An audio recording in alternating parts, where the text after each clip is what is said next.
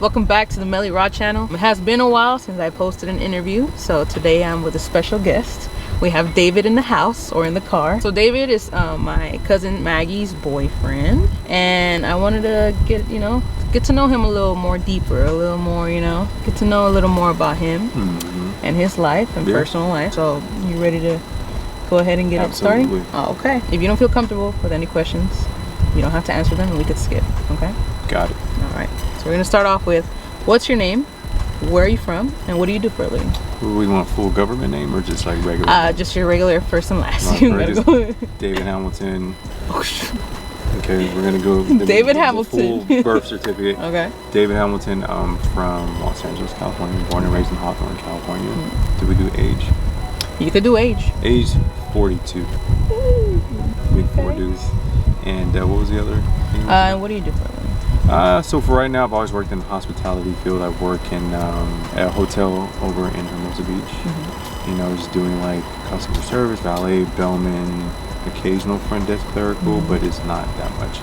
So I do that right now, and then I'm trying to go to school to become a X-ray technician. Nice. I want to see through stuff. Okay. Be like, hey, this is what's going on in there, kind of thing. Yeah. Well, that's good. That's good. So we're gonna start off. So when are you thinking about proposing? I'm just kidding. Proposing? I'm just playing. It's a joke. I actually have an answer for that. But It's a joke. Yeah. It was just a joke. Okay. No. So okay, we're gonna start off with saying. Well, first of all, I want to say the first thing that I noticed when I met you was that you're very healthy. When I saw you, you look fit, very tall, very fit. And I just wanted to ask you, when did you start your your fitness journey, and what encouraged you to start working out? Okay, so I was always into fitness. I was a little heavier before.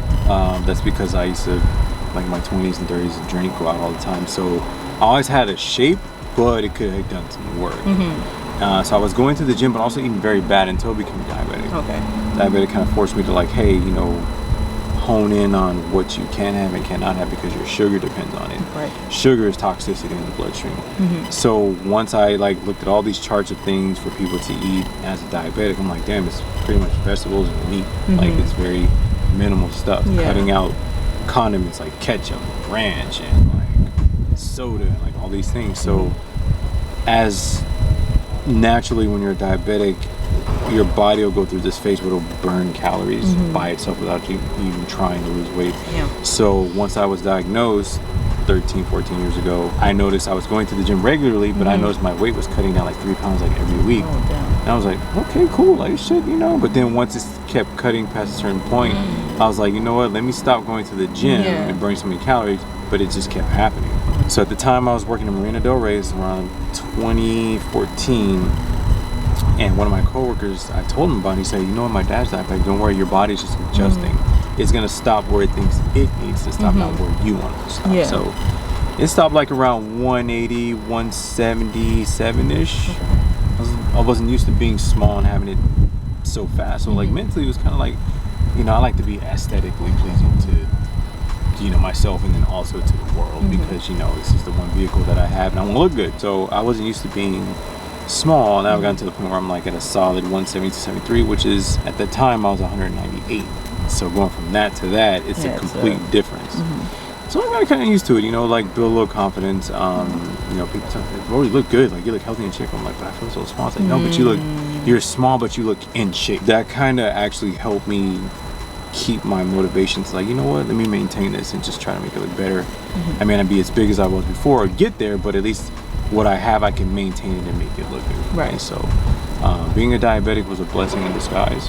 So it kind of helped me stay in shape. All right, so you did mention that you are diabetic. So what are some things that how can you describe that to someone, and what are some effects that it took on your body? Okay, so as far as being a diabetic, what it basically means is your pancreas that creates insulin, which is what any sugar that you eat that breaks down to sugar goes into the cell, and the cell provides energy, and it helps, and it triggers your metabolism and all these other things. When you become a diabetic, or if you were born diabetic, people that are born diabetic are usually type 1s. I'm a type 2. Type 1 is when your body doesn't produce insulin at all, or you get it at a very young age where your body just can't produce it at all. Mine produces it. Over time, it produces so much that it's kind of like when you overload something.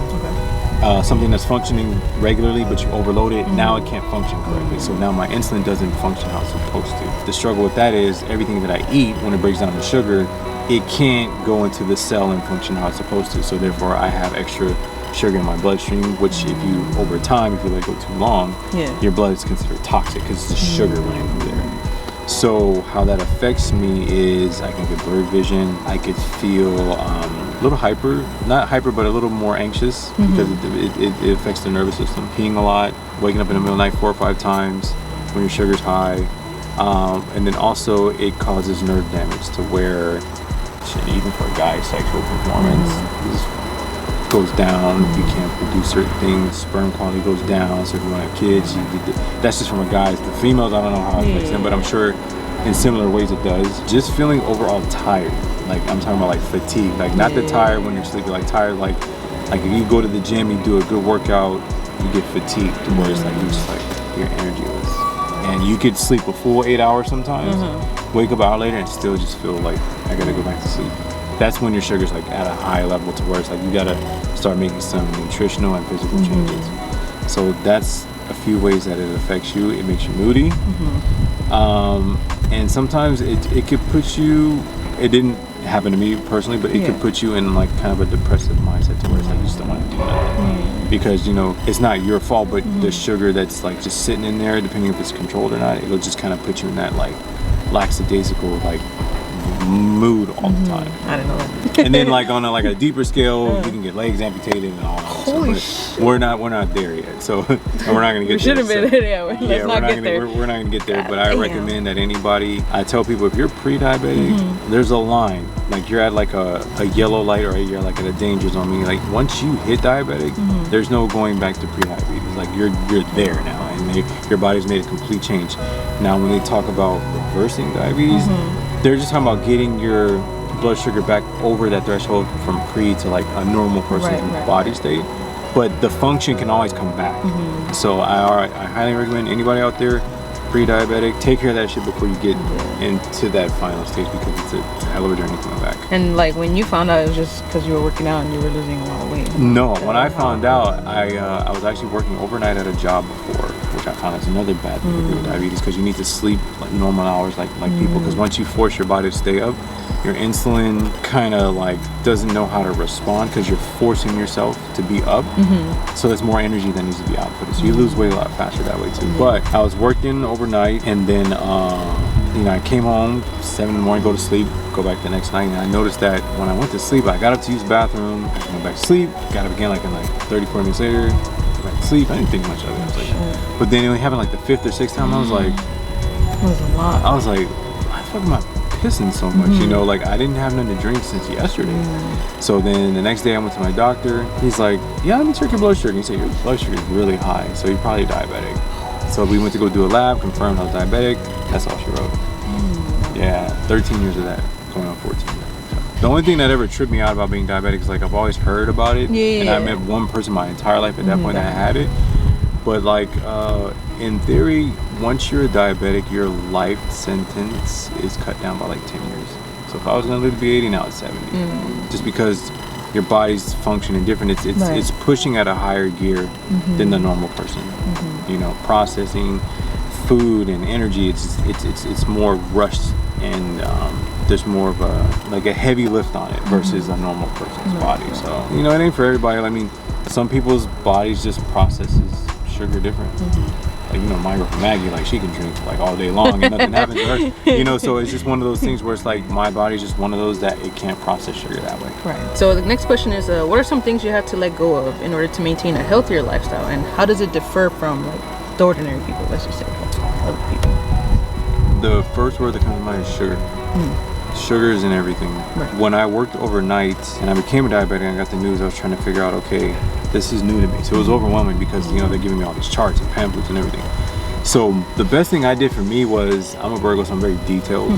So I started using Google was my friend. I had a lot of downtime at work. I would Google, what are the 3 main things diabetes affect? It said pancreas, livers, and kidneys. So I would get a piece of paper. I Google what are the healthiest foods for kidneys and pancreas and then liver. Come to find out, all pretty similar things. So I said, okay, now I need to go to the grocery store and buy these things, make sure I just start eating them. I don't know how much portion, I don't know, just start eating them. And so as I started to eat them, once I was diagnosed, we have to do a lab every 3 months to kind of see where you're at, because a blood test can show you what you've been eating for the past 3 months, and that's how they keep track of like what is it that's in that is causing. So there's a thing called the A1C, which is a measuring, it's a barometer measuring, saying, hey, you know, this is where you're at on the diabetes scale. I was a normal diabetic, was like I think at 6.2 at the time. When I was diagnosed, I was at 8.2. So I had some work to do. So within a 3 to 4 month period, I just cold turkey started eating all those things and working out. And when I had my next lab, my lab went down to 5.8. So I was back below, back into pre-diabetes stage. So that lets me, I was like, oh, this is all I have to do. So that was easy, you know, just eat more vegetables, cut out the sugars. And the sugars are basically like any carb that you eat, bread, pasta, rice, they're all carbs and they all break down to sugar, whether it's the healthiest version or the worst. I found out that sweet potato, beans break down very slowly in your system, so it gives you a more sustained amount of time for energy. So I started to focus on those, because then when I eat those, my blood sugar wouldn't spike so high. It would kind of just moderately go up, versus other things. Anything that breaks down faster in your system causes a bigger spike. Anything that breaks down slower causes a slower spike. For those out there, you know, eat you something where it's going to break down slowly in your system, and you'll have a consistent, even balanced blood sugar throughout the day. So that's what I did. So sugar was the main thing. Processed foods, microwavable dinners, out.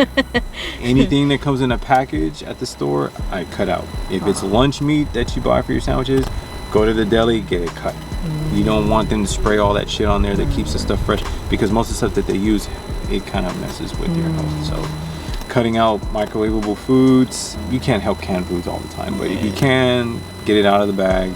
Something where it doesn't have to be processed and packaged for longevity. That's what makes it. Because if you look on the ingredients in the back, it'll come with all these things you never heard of, like maltodextrin, high fructose corn syrup, which is all in ketchup, mayonnaise, and juices. A lot of juices have high fructose corn syrup. If you don't know what that is, Google it, and Google what are the danger health benefits of it, and it'll tell you why you shouldn't have it. So just making those changes, looking at labels. I think everything I eat has about maybe 4 ingredients on the label instead of like 10. Hella, yeah. Like even the bread, I only eat Ezekiel bread and sourdough bread, because sourdough is fermented, so there's not a lot of things going into it to make it. Ezekiel bread is all like wheat, barley, oats, sprouted grains. If it says like there's no enriched flour, there's none of that. Get rid of all that, and then you'll be healthier, and you'll notice that when you eat healthier, you'll be hungry a lot more, because real food that breaks down your system breaks down very fast. Versus if you're eating like McDonald's or somewhere else, if you eat, you get fully stable for a long time, because it's processed food, so it's not going to break down as fast. So sugar was the main thing, cutting out sugar. Sodas and alcohol, I think my first year, I didn't drink alcohol for 2 years. You know, just because I know that it helps damage the liver. I'm like, I need that liver. So cutting out alcohol, and I noticed even cutting out alcohol, you lose weight. So like, if you're a heavy drinker and you cut alcohol for a month or two, you'll notice you kind of slim down. And so alcohol, sugar, and processed foods, those are my main 3. So like, you know how you sometimes do drink your shots here and there? Yeah. So when it comes to shots, it's like, how much can you drink? Or like, you can't like drink no more fruity drinks or nothing like that? Okay, so how I do it, I ask my doctor, I say, if I do want to drink, he goes, you can, that's diabetic. So now you have to cut out everything, but everything has to be in moderation. Although it does have its effects on you when you do it, but if you can make up for like going hard the whole week by eating completely clean, working out, and drinking a lot of water, you kind of make up for that night out, you know. So that's how I do it. When I have shots, I have them straight. I don't have them with any chasers or anything, because it's just pure alcohol. The drinks that I normally say, like margaritas, come with extra juice, extra salt. Salt's another thing, a lot of sodium. So my doctor said that shots, maybe have 2 or 3. If you're gonna have beers, maybe have like 1 or 2 or 3 at the most. Just kind of cut it. I kind of went overboard, but I know myself, because I know I'm not gonna do it a lot. I'm not gonna do it often. So sometimes I'll have 5, because like my tolerance has went down a lot, but sometimes it ain't hitting right, I'm gonna get 2 more to make sure I get where I need to be. You know, so that's how I handle my drinking when I do it, and it's every blue moon. You know, like if I drink today, I might not drink for another month and a half or 2, and then have like another couple drinks. But wine's a little tricky because you can do 1 glass and it hits me a lot faster. So, and it's a little bit on the healthier side because it's all fruits. Dry wine is the best because it's less sweet, but I always make sure I pick the ones that have a lot of fruits involved, like raspberry, blueberry, because there's a lot of antioxidants in there, which is good for like the blood vessels. It has resveratrol, which is from grapes, which helps the arteries and cleans the blood too. So that's why, like, in theory, you hear a lot of people in Italy are in good health because they drink wine all the time because of a lot of antioxidants. Good if you're not diabetic, but you know, if I would say for anyone that likes to drink, I would say go the wine route because it's healthier, and I don't know, I get a bit faster on it, so go spend $30-$40 on 2 shots, 2 doubles, and I can just go get a $14 bottle of wine and 1 glass and I'm good. So basically you learn everything just like that, huh? Like, I just got on the computer because a lot of people, they don't know what to do, and it is overwhelming. It's like, okay, this chart said, this chart said. I just say, look, just start off. The best way I say to start off is make your portion size smaller, and if you're still hungry, don't go for the main thing, which is the carb, like the rice and the beans and everything. Go for the other. So go get extra meat, get an extra chicken breast, get an extra steak, get that, or add some vegetables with it, or eat some fruit, even though fruit is sugar. Probably leave that last, but just more vegetables, more protein, more fat. If you like avocado, get you another extra piece of avocado, fill yourself up. That stuff also breaks down the sugar, but not on a higher scale. It's like breads, pastas, beans and rice and all that stuff. So since you already answered what tips you have for people that are pre-diabetic, so we're gonna just move into your childhood. Okay. So how was it for you when you grew up? Did you face any challenges that people don't really know about? What age group is your audience? Shoot. Are they like 80s babies and yeah, like 80s, 90s, Gen Zs and all that? Yeah. Okay, so I'm an 80s baby. I was born in 82. So I was around the time of VHS. Okay. And when the first of any kind of movie came out. So my childhood was all movies, and I get along with a lot of multiracial people. Black, Hispanic, Asian, white. If you know me, I know them all, which is different because in my dating life, I'll go back to it, but in my dating life, a lot of women I've dated say you're very different than the usual black guy I've ever dated. I was like, it's probably because I was raised, I grew up on a street where you had every race, everybody's parents knew each other, we all hung out. So I had Asian friends, Hispanic friends, white friends, so I kind of got along with everybody. So I think that's why I can blend in very well. So my childhood was playing in the street. Everybody knows everybody on the same block. Everyone lives like a house apart from each other. Nighttime comes, everybody goes home, kind of thing. So that was my family. I didn't have brothers and sisters, so I was the only child. But I didn't feel alone because I had everybody on the street to hang out with, and they had brothers and they had sisters. So like, eating at their house. Oh, so and so's having spaghetti at their house. So and so's having tacos. Like. Every parent had everybody's phone number, so if your kid was missing, yo, my kid at your house? Oh yeah, he's over there, they're all eating at so-and-so. Oh, okay, cool, then you can just come home later. So my childhood, I say it was pretty fair, it was pretty fun. Never faced really any challenges. I think like the position I was put in one time was in high school when everything was about gangs and race. So when it came to that, my Hispanic friend said, hey, if we ever got into a fight, like, whose side would you be on? I was like, actually, whoever comes to me first is getting knocked out. So it doesn't matter if it's black or Hispanic, it don't matter.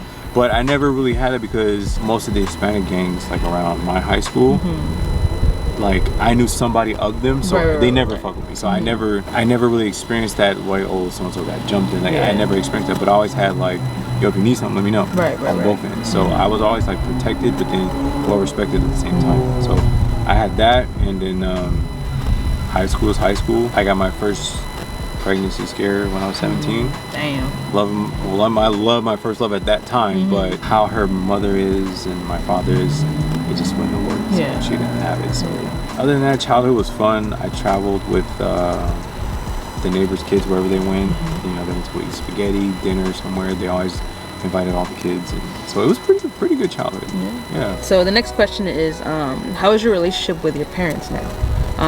And is there any challenges you're facing now that they are getting a little older? I would say, and I'm sure a lot of people my age or just in general that are adults now, as they get older, your relationship gets better. I wouldn't say that it's for everybody, but from what I've seen. My father and I are a lot closer now than we were before, which is my stepfather. My mom's always gonna be my mom, but she's getting older, but she's had some ill challenges like, you know, cancer going and coming, hip surgeries, and, you know, slight signs of dementia because of her autoimmune therapy that she does for her cancer. So it really brings me and my dad together to kind of like help her, but at the same time he's older, so he takes on a lot versus what he would have years ago if this would have happened years ago. And then for me, in the beginning, I was living on my own, and then she was sick, so I was going back and forth from my house to her house. And then one day my dad was like, you know, why don't you just move back home?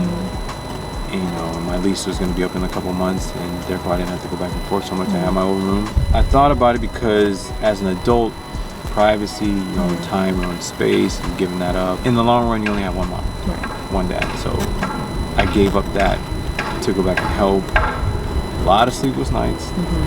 There was a time my mom was going through anxiety attacks and wanted to go to the hospital every single time. It could be 4 in the morning. We had to take her. So it was a lot of sleepless nights, but it was for a cause. And it was for her to get better, obviously. She had a dementia stage where like her autoimmune therapy for her cancer was causing her to lose good brain cells. So she was like doing things in loops and stuff, and I'm watching her go through it, and I'm just like, I don't know how to tackle this. Like, me and my dad were just clueless. And so we just went through it, and then like as she stopped her immune therapy, the symptoms started to go away. But now that her cancer kind of came back, she has to start that again. Now we're starting to see it all over again. So we know now how to handle it better than before. So it's challenging, you know. It's more frustrating because you're seeing it happen in real time, and it's someone that you care about, and there's nothing you can really do about it. So, you know, but you know, my faith in God and just knowing that I can't stress about things I can't control kind of helps me just get through it, stay level-headed. My dad just retired last year, and it kind of hurt because he told me, he's like, man, he goes, and I worked all these years, and I never expected to retire and like take on a whole new job now. You know, it's like I just feel like it's all like over again. Like non-stop. It's like non-stop. Like he's like, I was trying to go to the gym, get in better shape, and I was thinking about like booking some trips. I mean, your mom can probably take it now, and she's just ill, and it's just like, you know, so and it's tough, you know, and like I think knowing that he's my stepdad and him raising me as his own for basically my whole life, and you know, being with this woman and taking care of someone that's not his, you know, it makes me on a human level have more respect for him, you know. So like we didn't get along so much as a kid because every time I got in trouble, he just kicked my ass all the time, which kept me out of jail, not in trouble. But you know, that old school shit, it works, you know. But you learn to have more respect. But like I just felt like, you know, my mom would always tell me all these stories about him, and it's like whenever she was crying upset, I would just blame him, and I didn't like him. But as we get older, we find out parents have secrets, and there's two sides of the story. There's two sides of the story. So then I started to see why my dad would react, and understanding as a guy, like sometimes guys, we like peace, so we don't just start shit just because we avoid shit. So sometimes we end up doing stuff just to keep the peace. So then that kind of like made me start to see things like, it's like you must have did something, because he's always just chilling, but he's not just gonna get up and start bitching for no reason. So I learned that, and then that made me have a lot more respect for him.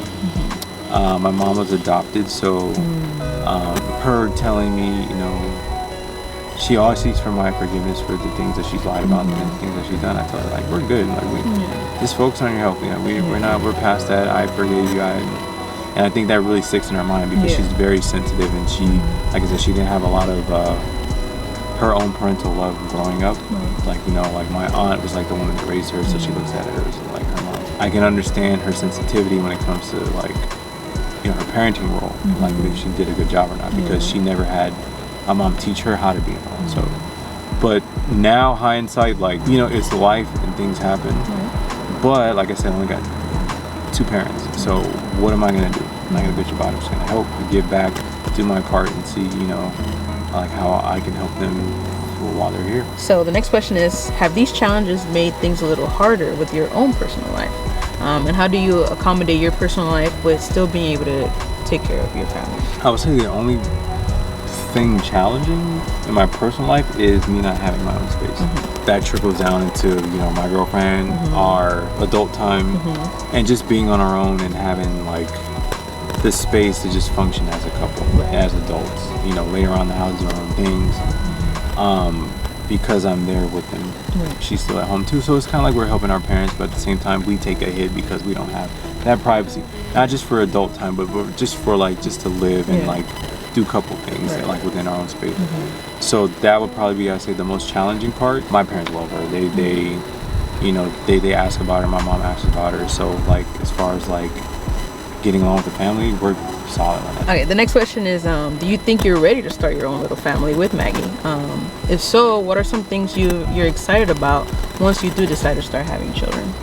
First off, it's how I decided to. So there's this thing, like we're really good at generalizing because it's like it's what we're around, what we see happen commonly the most. So I would say for guys, there's a whole vetting process, which her brother hates that I use to date her, but I'm just gonna say, hey, it's what we gotta do. In my mind, and when I talk amongst other guys, it's kind of in my mind too. It's like we're auditioning for each other when we're dating. That's what to me dating is. It's auditioning. It's like, okay, I'm gonna invite you to my space. I'm just gonna watch and see what happens and see how you are, to see if we can connect on so many levels, pros and cons, likes and dislikes. When it came to Maggie and I met her, I didn't want to have kids. I didn't see. I'm like, I am at 40, 41.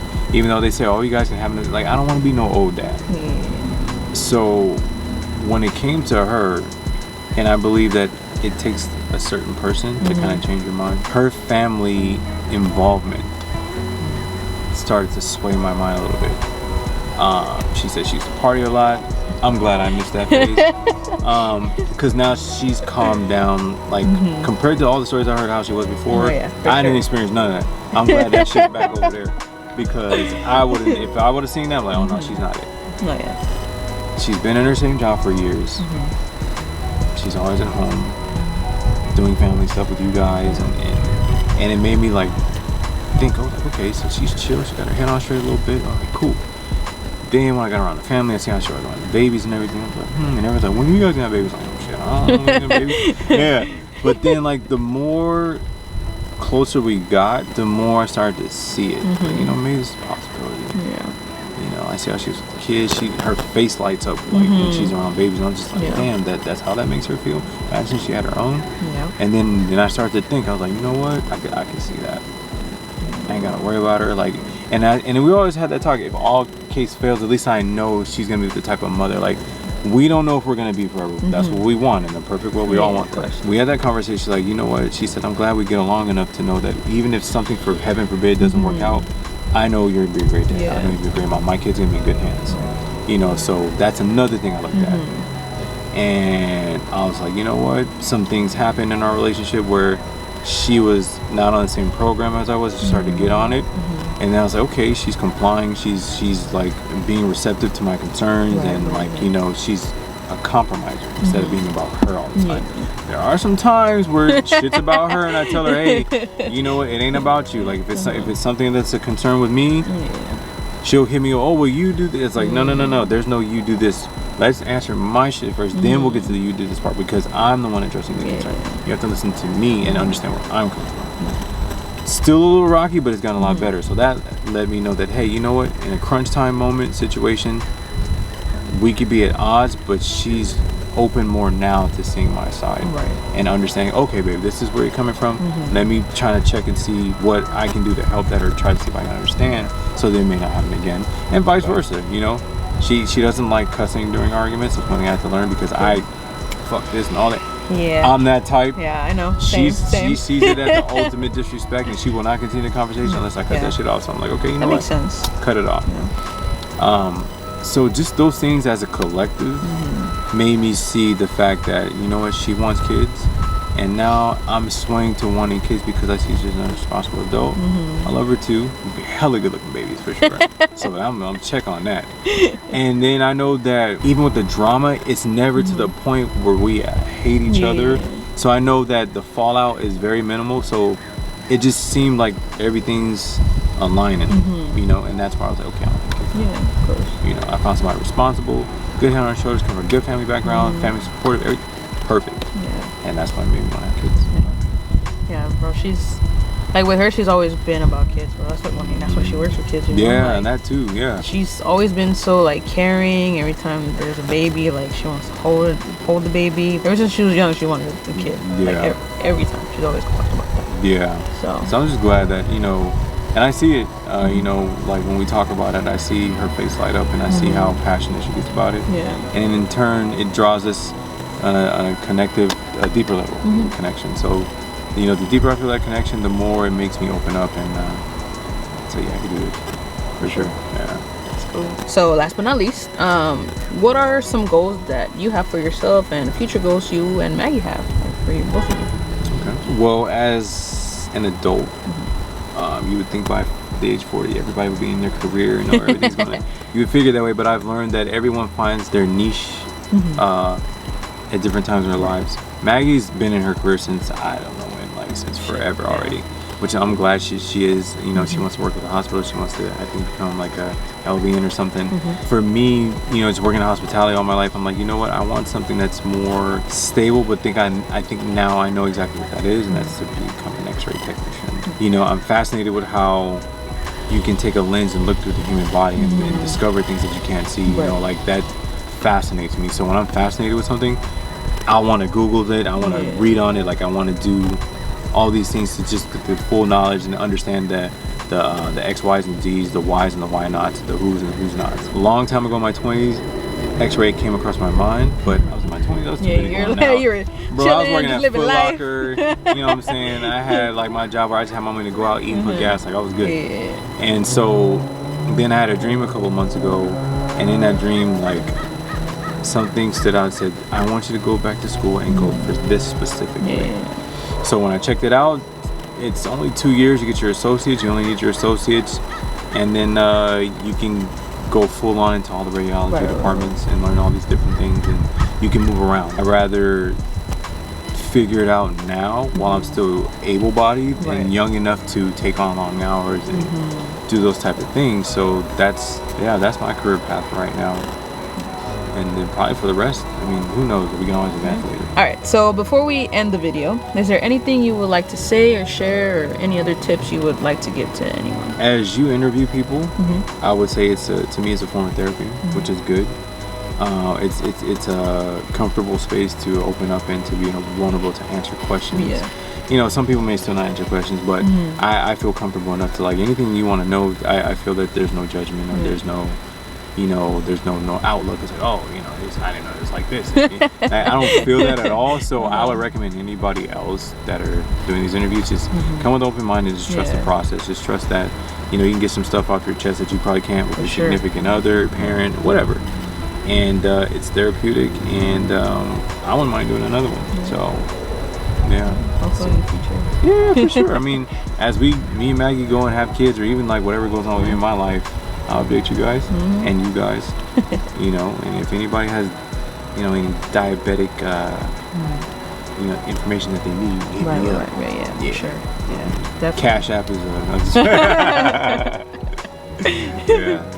Well, yeah, that's pretty much it. I'm glad we did this. Yeah, thank you once again for being a guest. For sure, Because I know, you know, we both have busy schedules trying to figure out some stuff. So I appreciate you for taking some time out of your life. I appreciate you for making the time. Being with me. Okay. Thank you. I'm gonna be around for a while, so get used to it. Bring my camera out. All right, so thank you once again, and I hope you guys enjoyed this video. And yeah, if you guys have any questions, hit him up. Anything with diabetes, anything you want to know, that's your guy. Okay. So yeah. Thank you so much, and much love. Peace.